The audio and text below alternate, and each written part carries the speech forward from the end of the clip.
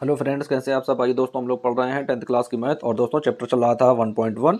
दोस्तों 1.1 के हम लोग दोस्तों 4 सवाल सॉल्व कर चुके थे। अब आइए देख लेते हैं पांचवा सवाल दोस्तों किस तरीके से हम लोग सॉल्व करेंगे। तो दोस्तों देख लेते हैं पांचवा सवाल क्या है। दोस्तों दिया गया है, जांच कीजिए कि क्या किसी प्राकृत संख्या n के लिए संख्या 6 की पावर n अंक शून्य पर समाप्त हो सकती है या नहीं। तो दोस्तों हमें ये बात सिद्ध करनी है। तो आइए देख लेते हैं किस तरीके से सवाल को हम लोग सिद्ध करके सॉल्व करेंगे। तो आइए फ्रेंड्स देख लेते हैं सवाल नंबर हम लोग कौन सा सॉल्व करने वाले हैं। दोस्तों हम लोग सवाल सॉल्व करने जा रहे हैं पाँचवा।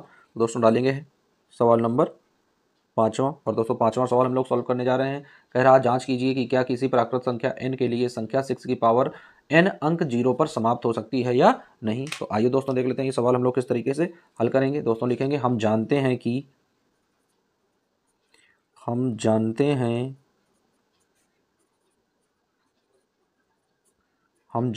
कि 6 के अभाज्य गुणनखंड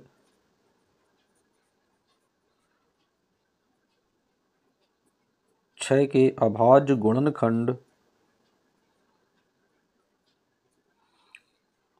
2 और 3 होते हैं। 2 और 3 होते हैं। अतः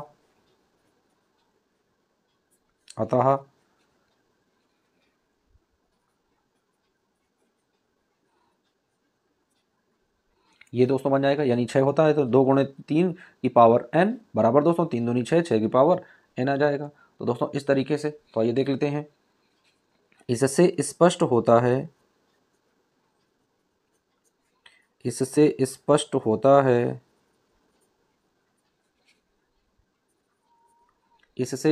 होता है कि 6 की पावर n के अभाज्य गुणनखंड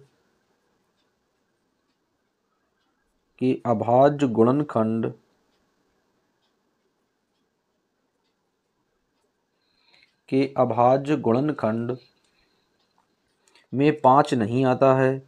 गुणनखंड में 5 नहीं आता है। अभाज्य गुणनखंड में 5 नहीं आता है। अतः 6 की पावर n इसके गुणनखंड में केवल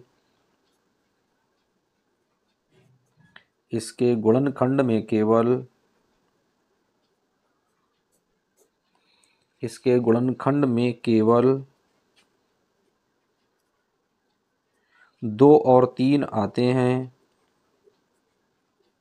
2 और 3 आते हैं। इसके गुणनखंड में केवल 2 और 3 आते हैं। तो कोई भी संख्या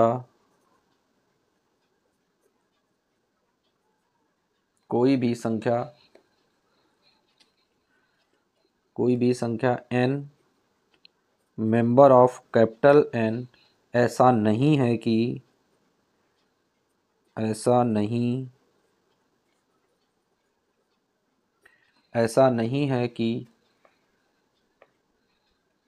6 की पावर n में शून्य आए। तो अब आइए दोस्तों इसे सिद्ध कर लेते हैं एग्जाम्पल के तौर पर फ्रेंड्स। तो देख लेते हैं कि ये दोस्तों क्या कह रहा है 6 की पावर n है और देख रहे हैं उसमें शून्य आता है या नहीं आता है। दोस्तों यदि n का मान रख लें कि n बराबर 1 2 3 4 इस तरीके से दोस्तों। तो आइए रख लेते हैं दोस्तों, पहले एग्जाम्पल में लगा लेते हैं क्या दिया गया है 6 की पावर n। तो दोस्तों 6 की पावर 1 रखेंगे तो क्या आ जाएगा 6 आ जाएगा। उसके बाद दोस्तों 6 की पावर n दिया गया है, यानी n का मान जब 2 रखेंगे दोस्तों तो क्या आ जाएगा 6 की पावर 2 इक्वल टू दोस्तों 36 आ जाएगा। वहीं पर 6 की पावर n का मान दोस्तों जब 3 रखेंगे तो आ जाएगा 6 की पावर 3 इक्वल टू 216 आ जाएगा दोस्तों। इसी तरीके से दोस्तों जब आगे निकालेंगे गुणा करके ना तो वो भी संख्या दूसरी आ जाएगी, यानी शून्य इस पर नहीं आएगा। तो दोस्तों इससे सिद्ध होता है कि 6 की पावर n में कभी भी दोस्तों n का मान कोई भी रखें, कोई भी संख्या n हो सकती है दोस्तों, तो उसका मान शून्य नहीं आ सकता है दोस्तों। तो आइए दोस्तों बढ़ जाते हैं नेक्स्ट क्वेश्चन की ओर। आइए दोस्तों देख लेते हैं सवाल नंबर 6 दिया गया फ्रेंड। कह रहा व्याख्या कीजिए कि 7 गुणे 11 गुणे 13 धन 13 और 7 गुणे 6 गुणे 5 गुणे 4 गुणे 3 गुणे 2 गुणे 1 धन 5 भाज्य संख्याएं क्यों हैं। दोस्तों क्या कह रहा है भाज्य संख्याएं क्यों हैं। तो आइए दोस्तों बहुत ही इजी स्टेप में दोस्तों इस सवाल को हम लोग सॉल्व करेंगे। आइए देख लेते हैं। तो आइए दोस्तों डाल लेते हैं सवाल नंबर 6वां। तो दोस्तों देख लेते हैं सवाल नंबर 6वां में क्या दिया गया है। दिया गया है दोस्तों 7 गुणे 11, लिखेंगे दोस्तों 7 गुणे 11 गुणे 13 धन 13। दोस्तों ये मान दिया गया 7 गुणे 11 गुणे 13। तो आइए दोस्तों इसमें क्या करते हैं, 13 कॉमन ले लेते हैं दोस्तों। तो 13 बाहर निकाल लेंगे तो अंदर क्या आ जाएगा दोस्तों, अंदर आ जाएगा 7 गुणे 11 और दोस्तों उसके बाद में क्या आ जाएगा, प्लस का 1 आ जाएगा फ्रेंड्स। तो आइए इसको दोस्तों रख लेते हैं। क्या आ जाएगा यहाँ पर, 13 आ जाएगा ब्रैकेट में, 11 सत्ते 70 आ जाएगा फ्रेंड्स और प्लस 1। फिर से रखेंगे दोस्तों, कितना आ जाएगा, 13 गुणे 78 हो जाएगा। अब दोस्तों गुणा कर देते हैं 13 में 78 का, तो कितना आ जाएगा दोस्तों, 13 13 8 104। दोस्तों यहाँ पर रखें, जब गुणा करके रखेंगे तो आ जाएगा 1014 है। क्या जाएगा दोस्तों, 1014 है। लिखेंगे दोस्तों ये कैसी संख्या है, यह एक भाज्य संख्या है, यह एक भाज्य संख्या है।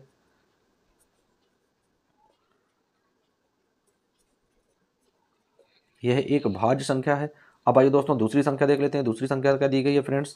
तो दोस्तों दूसरी संख्या दी गई है 7 गुणे 6 गुणे 5 गुणे 4 गुणे 3 गुणे 2 गुणे 1 धन 5, ये दोस्तों दिया गया है।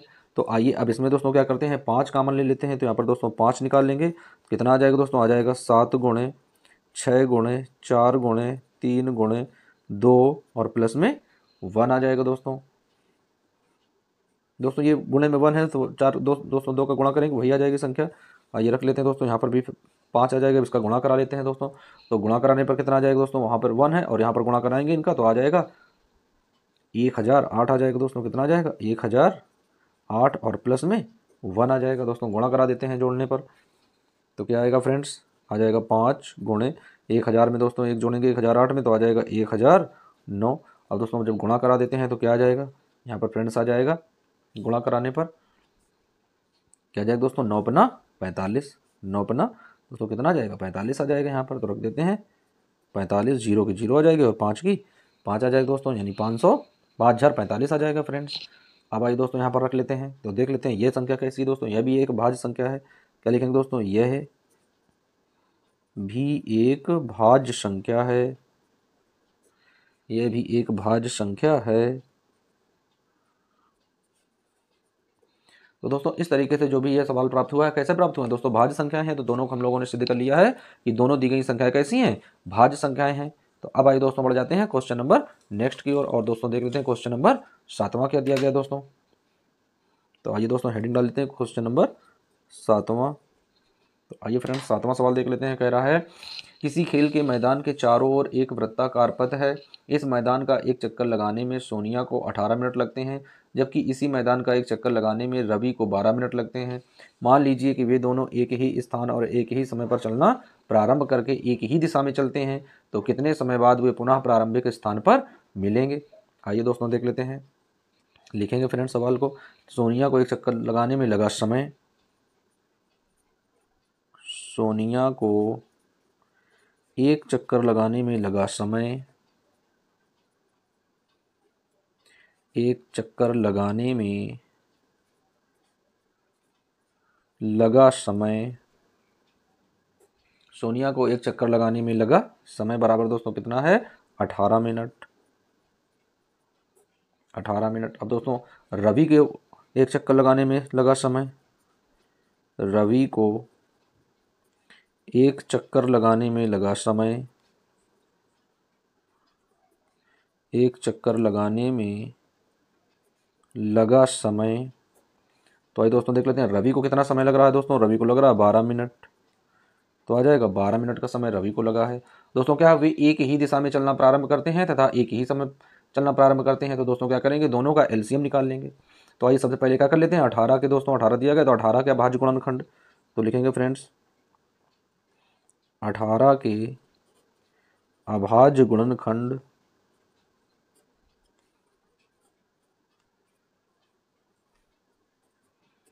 अठारह के अभाज्य गुणनखंड। तो दोस्तों गुणा कर लेते हैं 18, क्या आ जाएगा, 2 गुणे 3 गुणे 3, 3 त्रिका 9 दूनी 18। अब दोस्तों क्या करते हैं, 12 दिया गया है तो 12 के अभाज्य गुणनखंड, 12 के अभाज्य गुणनखंड,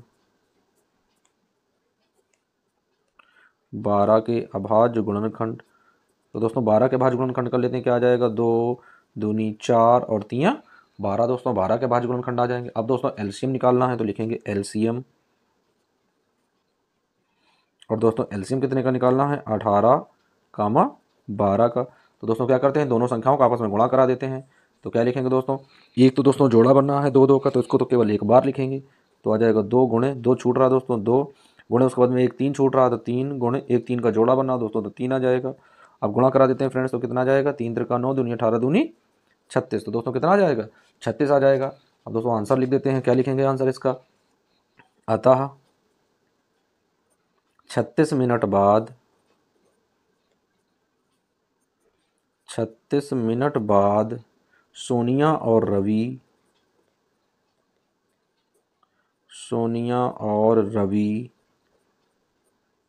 36 मिनट बाद सोनिया और रवि प्रारंभिक स्थान पर मिलेंगे।